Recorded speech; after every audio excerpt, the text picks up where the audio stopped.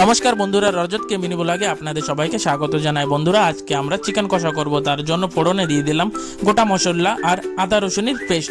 এবার লঙ্কার গুঁড়ো, নুন আর হলুদ আর চিকেন মশলাটা দিয়ে দিলাম। এবার মশলাটা ভালো করে কষিয়ে নিলাম আর চিকেন আর আলুগুলো দিয়ে ভালো করে মিশিয়ে নেব।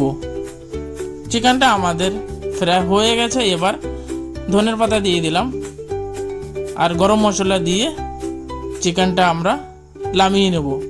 বন্ধুরা, এরকম করে চিকেন কষা খেতে আমার কাছে দারুণ লাগে। আপনাদের কাছে কেমন লাগে কমেন্টস করে জানাবেন। আর দেখুন, চিকেনটার কালার কিন্তু দেখতে দারুণ হয়েছে আর চিকেনটা বয়েলও অনেক সুন্দর হয়েছে। এবার আমি খেয়ে দেখব কেমন টেস্ট হয়েছে গরম ভাত আর চিকেন কষা। বন্ধুরা, খেতে কিন্তু দারুণ মজা আসছে। আপনারা খেয়ে দেখবেন, ভালোই লাগবে।